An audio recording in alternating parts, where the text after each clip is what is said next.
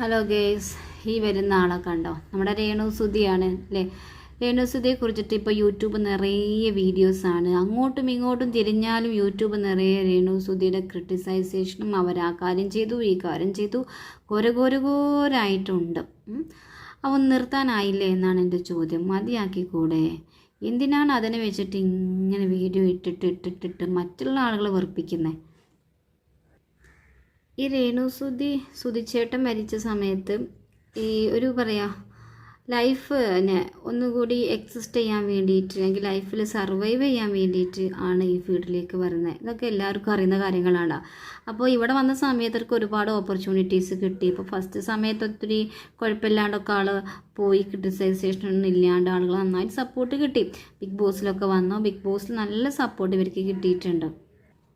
അപ്പോൾ ആളുകൾ ആദ്യമൊക്കെ നന്നായിട്ട് സപ്പോർട്ട് ചെയ്തു. പിന്നെ ആൾ എയറിൽ കയറി ആൾ മെച്ചപ്പെട്ടെന്ന് കണ്ടപ്പോൾ ആളെ പിന്നെ ഇടിച്ച് താഴ്ത്തി ക്രിട്ടിസൈസേഷൻ തുടങ്ങുകയാണ്.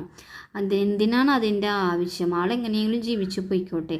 സംഭവം ആളുടെ ഡ്രസ്സിങ്ങിലൊക്കെ ഇത്തിരി ഒരു ചെറുപ്പമൊക്കെ വന്നിട്ടുണ്ട്. അതായത് ആൾ എയറിൽ കയറും തോറും ആൾ ഡ്രസ്സിൻ്റെ ചെറുപ്പം കാണുന്നുണ്ട്. അതായത് ഓപ്പോസിറ്റ് റിയാക്ഷനാണ്. മെച്ചപ്പെടും തോറും ഡ്രസ്സിൻ്റെ ഇറക്കം കുറയുന്നുണ്ട്. ഇതൊക്കെ ആളുകൾ പറയുന്നുണ്ട്, നമുക്ക് കാണാൻ പറ്റും. അതൊക്കെ ഓരോരുടെ പേഴ്സണൽ ഇഷ്ടമാണ്. അയാൾ ഏത് ഡ്രസ്സ് ഇടണം, എങ്ങനെ ഇടണം. അപ്പോൾ അയാളുടെ ബ്രസ്റ്റിൻ്റെ ചെറിയ പോർഷൻ്റെ ഭാഗത്ത് ജസ്റ്റ് കാണിച്ചിട്ടൊക്കെ അവർ പല വീഡിയോസിലും കണ്ടു. അതവിടെ കണ്ടു, അത് കാറിൻ്റെ ബെൽറ്റ് കൊണ്ട് മറച്ചു എന്നൊക്കെ പറഞ്ഞ് ഭയങ്കരമായിട്ടുണ്ട്. അതൊക്കെ അവരുടെ പേഴ്സണൽ കാര്യമാണ്. അവർ മറക്കാതിരിക്കുക, എന്താ വെച്ചാൽ ചെയ്തോട്ടെ.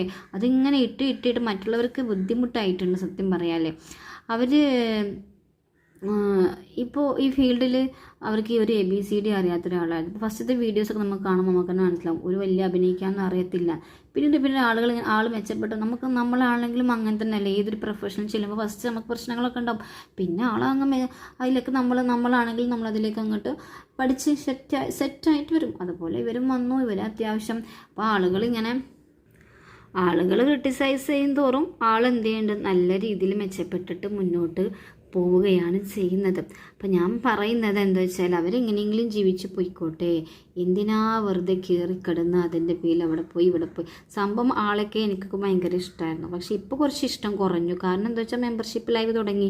മെമ്പർഷിപ്പ് ലൈവ് എന്നൊക്കെ പറയുമ്പോൾ ഒരു സെക്ഷൽ കണ്ടൻറ്റാണ്. അപ്പോൾ സെക്ഷൽ കണ്ടൻറ്റ് കൊടുക്കുക എന്ന് പറയുമ്പോൾ എനിക്ക് അവരോടുള്ളൊരു മതിപ്പ് പോയി സത്യം പറയാമല്ലോ.